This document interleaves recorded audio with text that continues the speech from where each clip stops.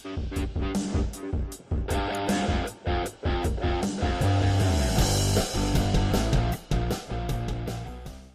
what's going on, everybody? Today is June 24th, 2024, and you're watching the Daily AI Show live. And today we're talking about, I don't know, sort of a fun topic, which is, or maybe not so fun.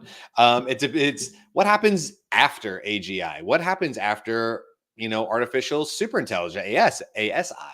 Our AGI is artificial general intelligence. That's this concept, if you will, of when AI gets to a point that it's easily able to replicate, replace what humans do. Of course, there's a bigger conversation here that we may not necessarily touch on, which is like AGI might be industry specific, but we're going to stay a little bit more broad. We're going to stay up in the clouds a little bit more in today's conversation, because it really is about, what happens to society. Now, we can talk, Aaron, you're the one that brought this up, so we'll talk about it, but we can talk about universal basic income. Is that part of a solution? Could it be part of a solution?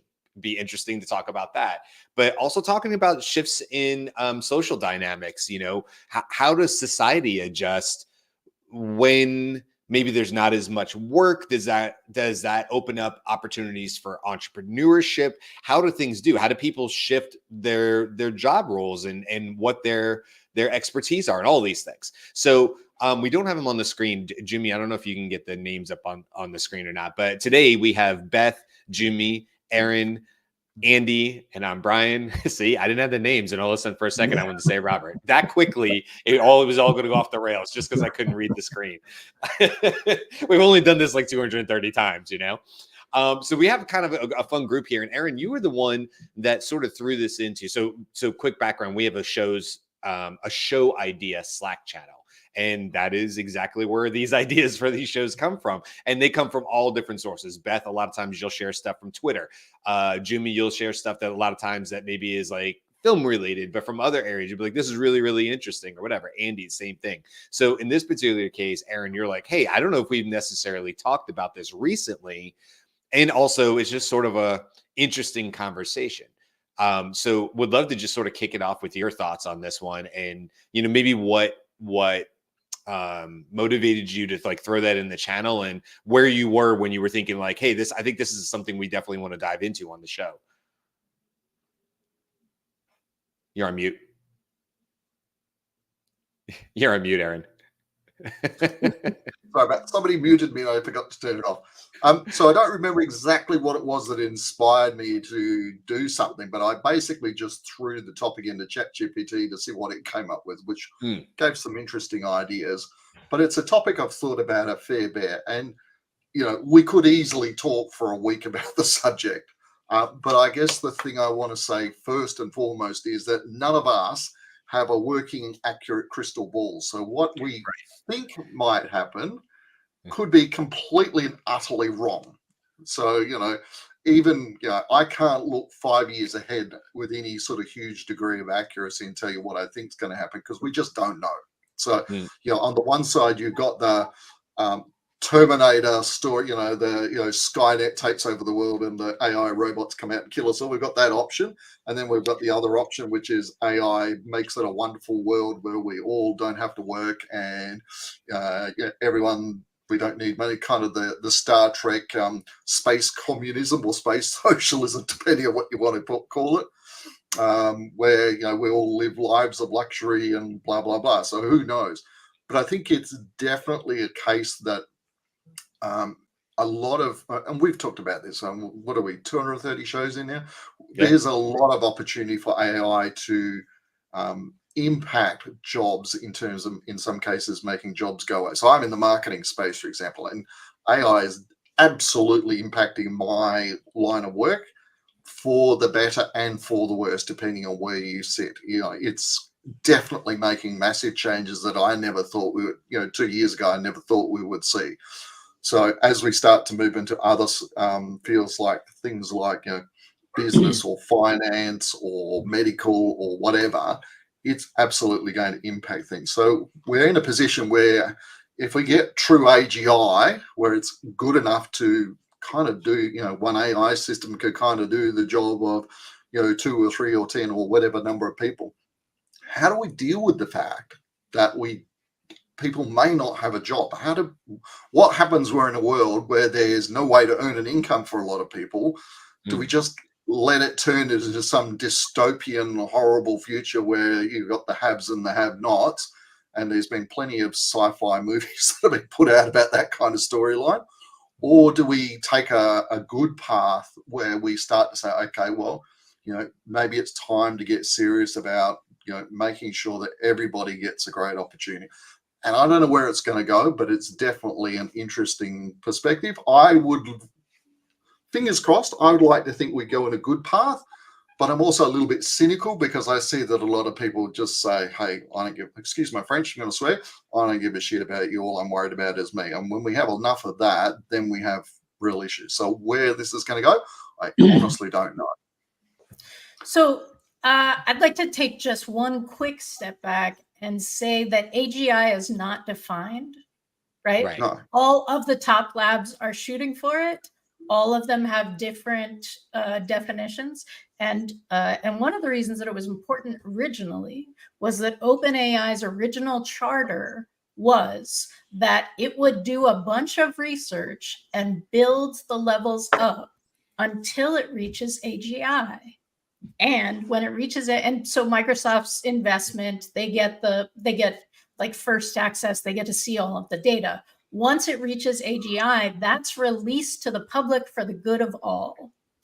Okay, so now that that's not a pipe dream, they had no idea that this was going to work or that it was going to work as quickly as it did. Which for them was slow, right? I mean, it didn't. They've been doing it long before ChatGPT was released upon the world to change everything. But that's a big point in this. So we're talking about what happens after AGI, but AGI may not happen in a excellent. We hit AGI today, right? Announcement, everybody. We're at AGI now. Let's talk about what's happening. And now even, Sam Altman has said just that, right, Beth, which is that he no longer believes it is some snap of the finger of like, here it is, it exists, that it probably will be slow and people may not necessarily notice that it's happening. And it will probably happen in smaller subsets of industries and stuff like that, where we might look at a medical or we might look at a certain technology and go, oh, that is AGI, general intelligence in that industry, which is sort of like it's general, but also in a niche. But I think there's a much more likely that we will see that in marketing or something like that, where sort of the collective knowledge or consensus, I guess it would be, is, yeah, at this point, we collectively agree, whoever we is, that AGI or AI is now able to do the vast majority of the work that used to be done by humans in this area. And then, there might be huge advances for several years in one area where people sort of point to it as the example and go, this is what we think is going to happen everywhere else. So I just wanted to kind of add on to that. And also, as I mentioned the other day, last Thursday, when we were talking about Leopold's situational awareness paper, he really opened my eyes to the fact that AGI is not the end either. There's artificial superintelligence, ASI, which is a higher order, if you will. And that comes with a whole lot of other stuff. So, you said it yourself, Aaron, we're on a path. None of us have a crystal ball. None of us know exactly when it's going to happen, but I feel reasonably confident. Me personally, I'm saying I feel reasonably confident everybody on this show will experience it. So I have my own. I agree that I don't think I think most of us, unless we drop dead by accident, will experience some aspect of it in the next, say, 5 to 10 years. So I'm not planning to die that quickly, and I'm sure none of you are. So we're probably all going to live through something of that respect. Sorry, Andy, didn't mean to interrupt you. No problem. My personal definition of the inflection point where advancing artificial intelligence really has the largest impact on the workforce is that point where general intelligence, meaning I take a general purpose AI. It doesn't, when it comes out of the box to me, it doesn't necessarily have the expertise in this unique area that I need it to apply itself to. But literally within seconds, I can give it general instructions to learn everything it needs to know about that. And then, in effect, impersonate a human remote worker who is an expert at the highest levels of achievement in that particular discipline. And that's general intelligence, meaning, okay, it knows how to think, plan, execute its own work to inform itself so fully that it's now equivalent as a knowledge worker alongside someone like me who's worked in the knowledge workspace for 20 years, 30 years, whatever. That's the point where it doesn't seem to me probable that knowledge workers, distinct from blue collar work where, wrenches and hammers have to be wielded. And I'm less worried about the economic and sort of social impacts of robotics entering into the marketplace. I think that there's going to be needs for a longer period of time for blue collar types of work, working the energy grid and all that sort of thing. These people are out in the middle of the night correcting the damage from global climate change and so on. Knowledge work, however, I think is going to be substantially replaced by AI. And that's going to happen faster at the point in time where general purpose artificial intelligence can take over any knowledge work that you can now imagine being done by something that looks like me right now on this video stream and can answer any question and give you guidance and direction about whatever it is that you want to accomplish as a knowledge working team. That's where it all happens. And I'm really, really cynical about the implications of there being new kinds of work that emerge for humans. Because when I look at all of the different functions within a company, very few of them actually require a human in person interacting with other persons in order to get the productivity gains out of that particular function. So, when you ask the question, what are going to be the new jobs that come around because of AGI? The top one there that's listed is AI systems development. We're going to need people who can design, develop, and maintain these artificial intelligence systems. BS. AI can do that much better than that. So, and you go down the whole list, and all of the things that are proposed as new jobs, I think, can be replaced by AI. So I think we're in for a very disruptive decade because it's happening now, right? Customer service roles are going to be gone 5 years from now. They're all going to be occupied. Anytime you call up the customer support department, anytime you text it, anytime you email it, all of that is going to be handled by AI.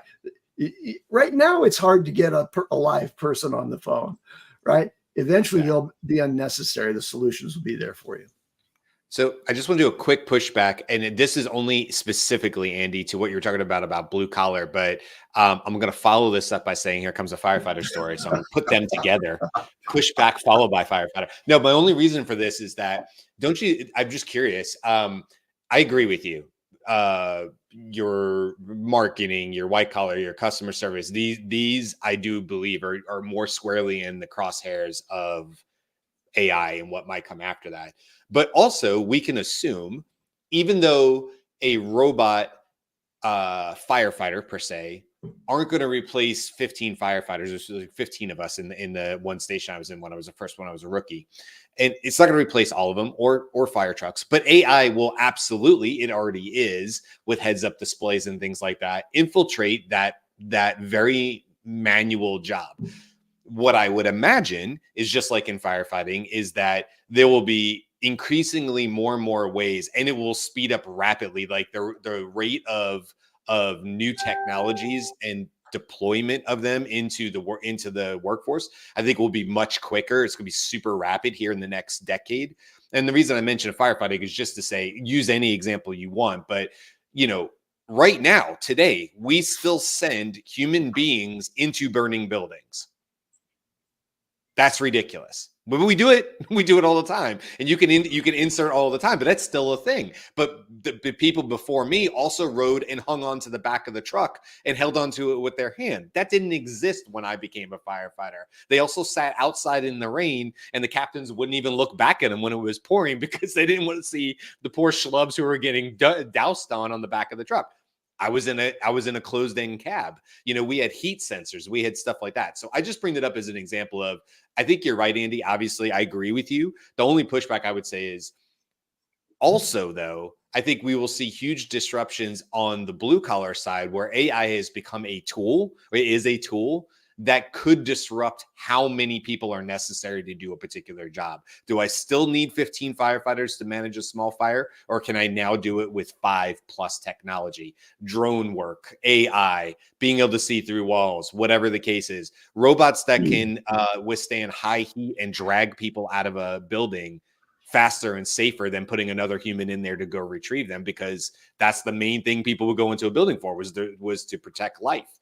Well, do we need to do that anymore? Or can I put a Boston Dynamics robot that can withstand 1,000 degrees or more, who can go find and retrieve that human and have a higher, degree of likelihood that they'll survive? I don't know. I'm just saying, I think there's a lot of disruption there as well. That's all. I think we agree. Yeah, go ahead, Aaron. Go ahead. So I agree with what you just said there. I think that it is going to be some of the blue collar stuff, and I want to give you two rather weirdly opposing examples. One of which is actually not really blue collar, but one example is the fast food industry. So I don't know what it's like in America, but if you go to a McDonald's in Australia, nowadays the primary way in which people order their meal is they either can order from a terminal, a big touchscreen terminal, and they push the order through and it gets sent to the kitchen and somebody sings out order 54 and you go and pick it up, or you can order it from your app and then go and pick it up. I can very easily see where at some stage the kitchen will be completely automated, whether it's Boston Dynamics robots or whatever, it doesn't matter. I can absolutely see that. You won't need people manning the stores, because there will be no manning or womaning. There'll be just robots. And you'll order everything from your phone or something like that. So that's one example of a very common and simple blue collar environment that's going to be impacted it.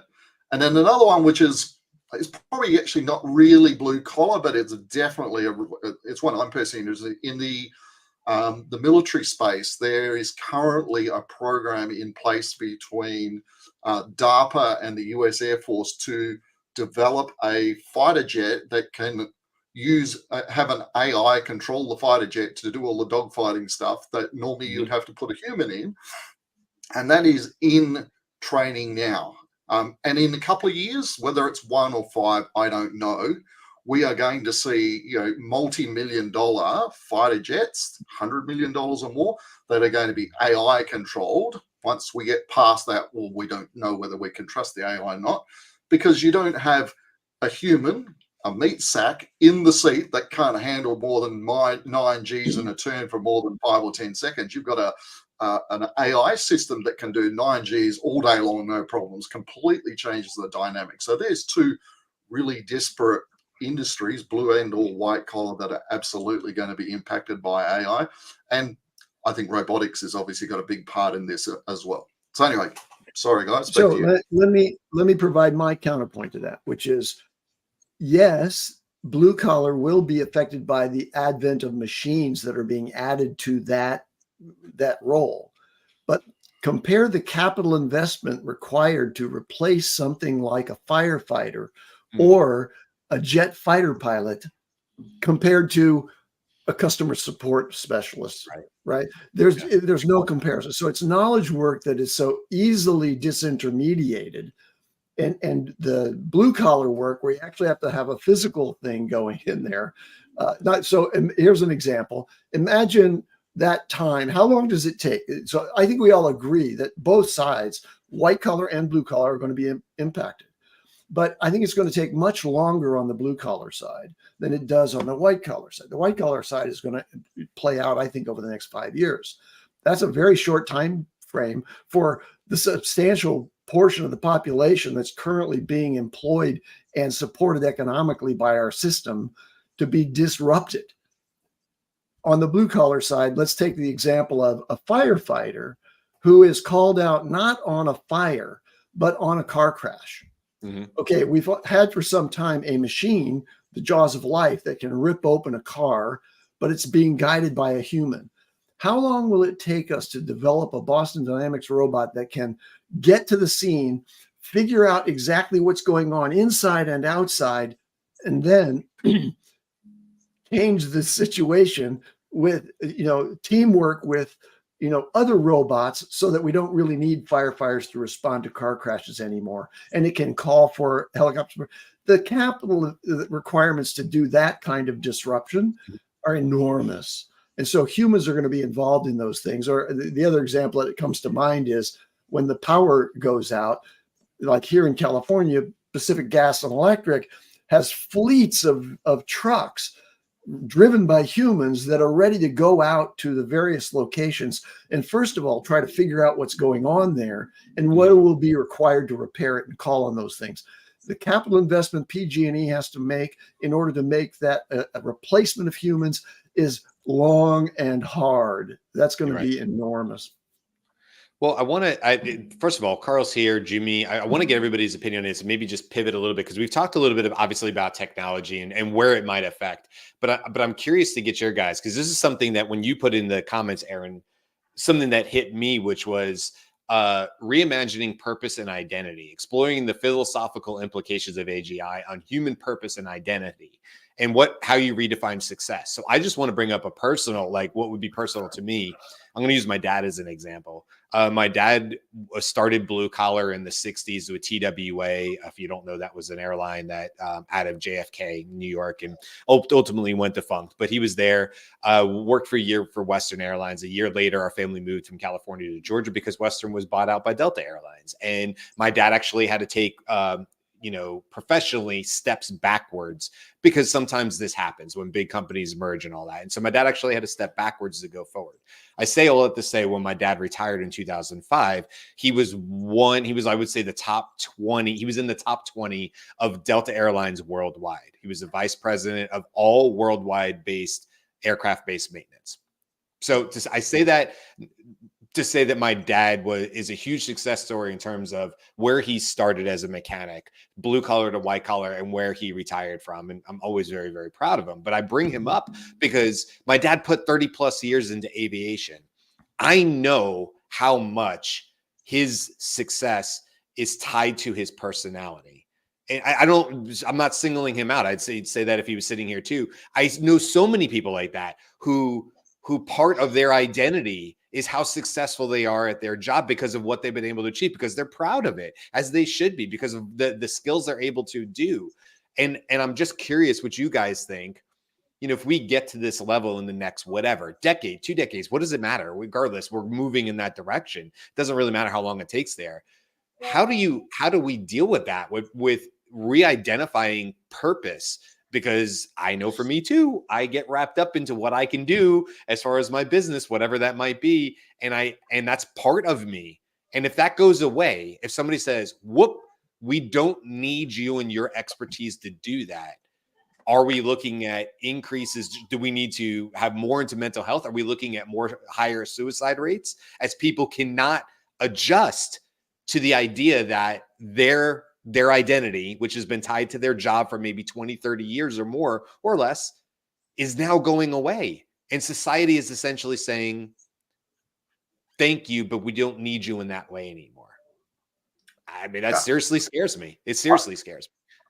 I agree. I think that's a huge thing, Brian. And that's probably I think that's the biggest issue we might have to deal with at the end of the day. It's not how do we make sure that we perhaps get people money, is how do we help people get past the mental and emotional aspect of a complete change in our identity as a human, which for most of us is tied up in our job.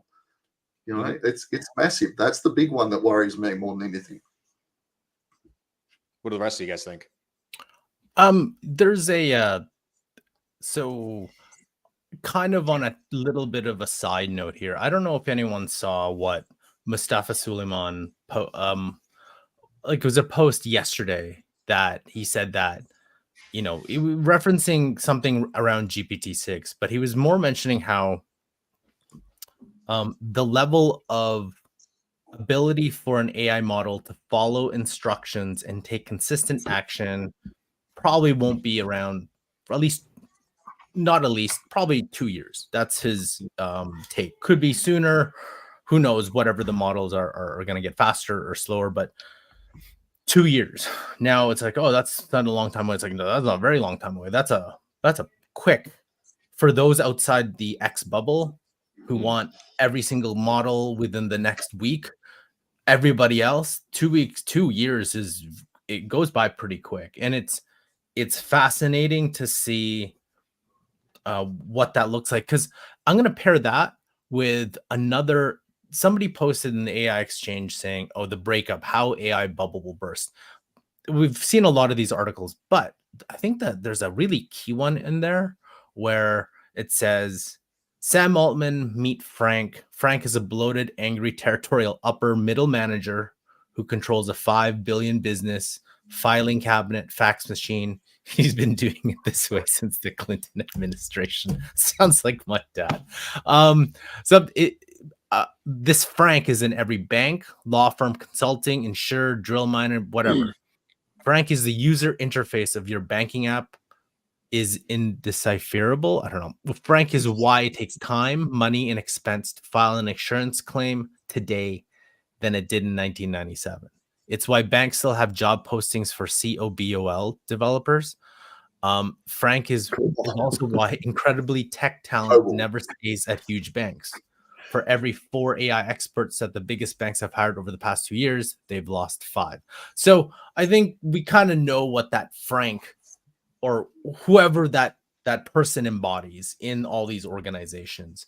And, this person says because of that Frank, there's only so much technology that a company, large companies, can actually be able to ingest. And I'm seeing that too, because no matter how fast, we've just saw 3.5 Sonnet. Everybody's jumping on that. But we also saw the routers report where no one even knows who Anthropic is, right? Everyone's like, oh, Sonnet beat ChatGPT. No, it didn't. ChatGPT will be in the space because no one understands because of just how fast it's going. What's interesting is what Mustafa Suleiman said in terms of 2 years, where if you give an AI instructions, he says, especially in novel ways, it'll be able to complete the task. I think about like what that implication means for every single you would quote unquote white collar job that applies. So it could be a human asking an AI to do that, or your agent asking an AI to do that. So that has implications. So I'm feeling 2 years until we see that technology. I just don't know how long it'll take to be fed into all these businesses to be able to make use of that technology. So I just wanted to give those 2 points out because I thought that was a very interesting 2 things that I saw. And as we know, GPT-6, 7, whatever that is, within 3, what was it? Sam Altman said within 5 years, AGI, kind of like that was his deal. Some people say till 2029. Apparently there's another guy who says we'll live forever after 2030. So, but we're all kind of in the 5, 7, 10 year range, which 5 years isn't 2 years will go by in a blink of an eye. 5 years will go by super quick too. So it's really about, hey, how do we prepare for it? You have good points, Brian. It's like, hey, how do we as individuals mentally prepare? How do we prepare? It's funny because like there was something I heard a couple months ago where the evolution of work has changed, where it used to be you go to work, you go home, but work was separate.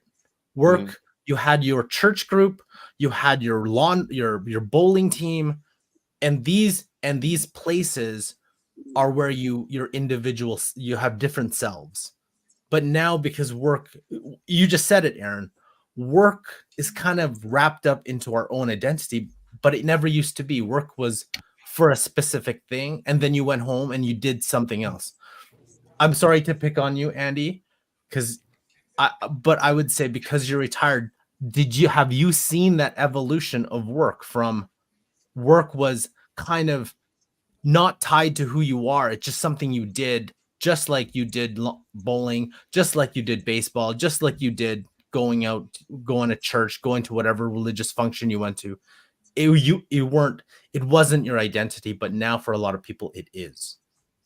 Well, I think all humans have a need to feel that they're a productive contributor to their family, to their society, et cetera. And so that has been measured by the income that I can generate from developing skills or capabilities that have caused people to pay me money to work with them. So if that goes away and you're no longer being provided anything as a result of your unique value that you've developed over time, that has mental health implications. And I agree with Brian on that front.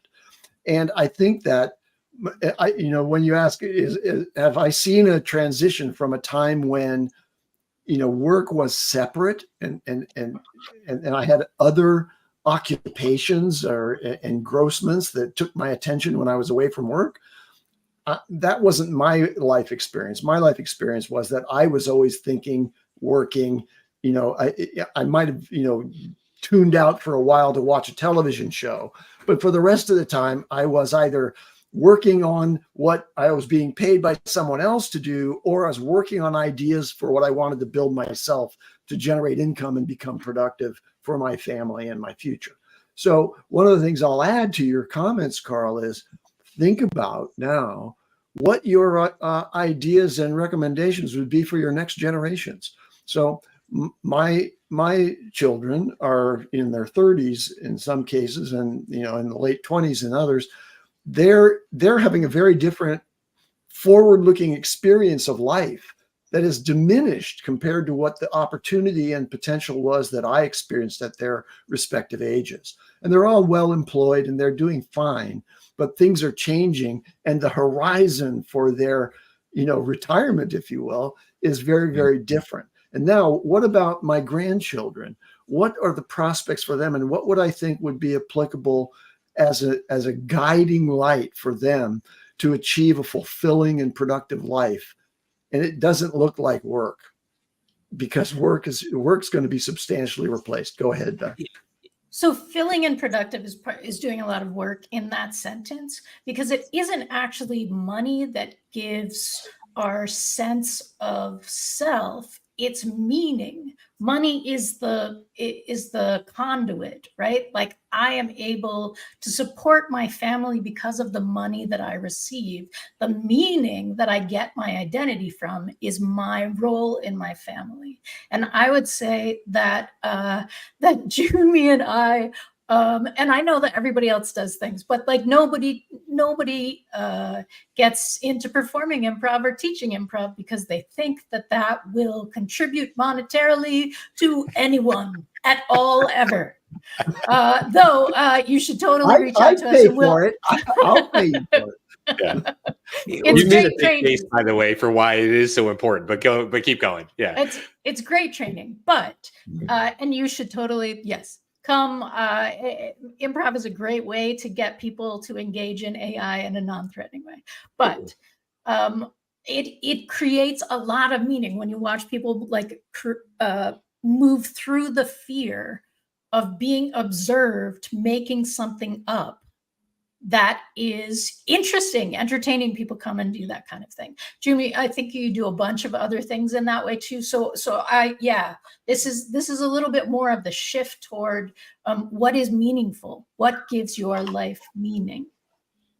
I want to jump in there, because one thing I want to mention is, ever since we've been taught everything we went to school for, we went to, whoever went to college, university, trade school, whatever, our whole purpose in life is to do something. And for a lot of us, to get a job, go do a career, to do something. I think a lot of that is going to be turned on its head, because if you think about it, and again, we're going to quick, what is this? A preview of what we talked about with Marcus Sheridan in the interview series that we did, was that we can take AI and ask it to teach us anything. We no longer, yes, you still need to go to school for other things, but but we can now have this personal tutor that can, if it can't teach us everything, it can teach us a lot of things about a lot of different topics, from beginner to intermediate to even advanced, if we actually took the time to do it. So what does that mean for people going through, quote unquote, the system from elementary school to high school to college to get your degree, to get a job? That's kind of like the path that everyone, there's a lot of people that think that's the path to go to, hence all the competition to get into college, because if you go to the best colleges, you get the best jobs. What we've just said is, wait a minute, those best jobs, what if in 2, 3, 5 years, those AIs are like, well, we can do it way better, faster than you, more efficiently, more productively than you. So I think that's the question. But we all go back then, how do we train? Like, that has to be a shift in how we educate everybody. And what is that meaning? Because you've seen too many TikToks about, like you were saying, Andy, your kids, grandkids, they're feeling a little disillusioned by what the ideal path in life is, because the benefit isn't as what it was a decade, 2, 3 decades ago. Yeah, I think we have to take a holistic view of AI and how it's going to impact society, right? We've talked about in the past, society's got to catch up with the technological changes. There's going to be this gap, things like that. But if we look at it as a whole, and this is somewhat inspired by Aschenbrenner's paper, is AI is equivalent to the agricultural revolution, right? So 10,000 years ago, humanity invents agriculture. And what does that provide? It moves humanity from hunting and gathering, being able and having to spend their entire day working to survive and live, to a point where now they have food security. Now they have the time to think up other ideas, be inventive, be creative. And that's where culture gets developed, right? From that point. I know it sounds a little hyperbolic, but I think we're in that similar situation where now we have to really look at ourselves and say, hey, what does it mean to be human? Can we now identify ourselves through our creativity and our works, as opposed to having to survive each day? And I think, like what Carl said, people are disillusioned because over the last few decades, that's what it feels like. It feels like we've had to just survive. For the vast majority of people, it's, I have to go to work and I have to do this thing and I have to be concerned with doing something not that I love, but that will pay the bills, that will take care of my family, and making those kinds of choices. I think we have an opportunity here to reassess all of those systems so that we can move forward and really enjoy our lives. And this technology has that capability. So, suffice it to say, though, on the other side, it will be hugely disruptive. This will be a chaotic period for everyone. It's not going to be a clean transition. Expect major upheavals, right? Now, I think our purpose collectively here is to educate everyone as much as possible, so we can change that 7% of daily use up to a higher percentage. And that, that attests to the amount of awareness. Because once people are aware of something, then they can take action. If they don't even know that it's happening, then they have no clue what they don't know, right? So I think awareness is the first step. Then with that awareness comes action, and then you can change. You can make whatever decisions collectively, what direction you want to go, right? And then from there, hopefully, we can move to a more stable, more utopian society at that point. I know it's kind of an out there subject to talk about, but what does it mean to be human? We now are going to be in a post-scarcity or post-work type of world. What do we do? Nico agrees with you. This is the fourth industrial revolution. It's a big change. I agree with that as well. You know, I was going to say, I love what you're saying, Jimmy. And I just, I'll just say this really quick and then whoever wants to wrap up. You know, I know this is going to seem like a weird analogy, but when my mom was dealing with cancer, she passed away in 2008. It was her second round of cancer. But when it came back the second time, she was clear for 6 years. There was a long lead up, several months lead up to where we were aware, my mom was aware that modern medicine was not going to fix this, right? So the end was inevitable, and she knew it. And so there was a lot of time. You know, my mom did die in a car wreck. To say anything. Am I freezing and going away? Am I still here? The whole screen went black on me. Am I still here? Okay. When my mom was passed away. So my point to bring that up is that I always called it like micro cuts. Like I got like a million micro cuts, but because it was a lead up and because I was having to deal with it on a day-to-day basis when my mom did in fact pass away. Not that it wasn't hard or whatever, but I was definitely more prepared for it. So I'd say that to say that when it comes to this, not to toot our own horn, we're certainly not the only, but one of the ways that you can best prepare for the future, in my opinion, is actually these micro cuts. And I don't mean that a negative way, but shows like this. The reason we do this, I get this experience out of doing this show, which is that when you talk about it more openly and honestly, when you have more conversations, it enables all of us to have thoughts in our head and go, what does that mean if my job was to go away in 5 years? What if what I do professionally is no longer necessary in X amount of years? What does that make me feel like? How do I adjust to that? Is there things I should start looking at today that would make a difference for me tomorrow, whatever that may be? And so it's really just exposure, right? And so by having this exposure and having these conversations, I think it really does go a long way for the people that are so inclined to be much more prepared. Aaron said it at the top of the show. We don't have a crystal ball. So we don't know. We're guessing, right? We're giving our best educated guesses of how and when and what the timeline is. But we feel confident that these changes are coming, like you said, Jimmy. And so we can all prepare, even if we don't actually know the answer or the actual timeline.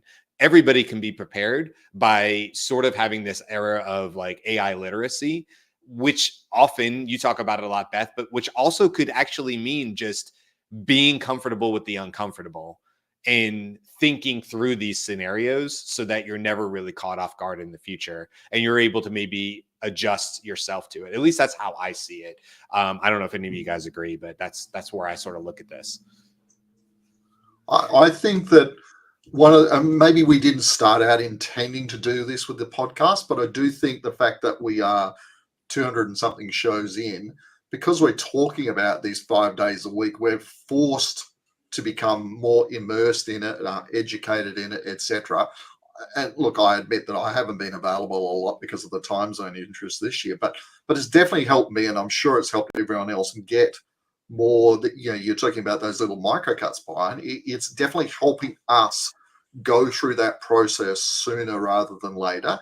And then being able to share that experience with people that are watching us or listening to us. And it could be live online like Nico or Jen is, or it could be someone who listens to us from 6 months from now. So hopefully without intending to, we're kind of maybe smoothing the path or laying the path for people to sort of get familiar with the changes that are coming, rather than just have it all go bang in your face. It was a complete shock and suddenly your life is turned to hell in a handbasket. So, look, I hope that we can contribute to something in that respect over time. Well, on that thought, we're not going anywhere. We intend to keep showing up 5 days a week and giving you our best thoughts, bringing our minds together and just tell you how we're thinking about this. We don't intend to be or think that we're right. We will often get this stuff wrong. We'll adjust as we go. But what we can tell you is that we'll continue to have open and honest conversations about it and how it's affecting us and the people around us. So hopefully that's helpful to you. You can always go to thedailyaishow.com if you want to go back and look at any of us. Maybe this is the first time you're ever listening to the show. If you are, welcome. If you're a subscriber, thank you so much. But hey, look, as Aaron said, there's 230 other topics for you to dive into if you want to take this journey with us. And of course, you can find us 5 days a week. We also just put out our third Our third issue of our newsletter went out on Sunday. It's getting amazing open rates. So thank you to anybody who signed up for our newsletter. That just tells us that hopefully we're moving in the right direction. Lots of stuff in that newsletter that you just simply cannot get on our live shows. That's why we decided to do it. So you can go check that out and sign up for it if you'd like at thedailyAIshow.com. We will be back the rest of this week with all sorts of new and interesting topics. So keep on coming back. And with that, we'll say goodbye for today. Thanks, everybody. Fun conversation. Let's do it again. Bye. See ya. Aloha.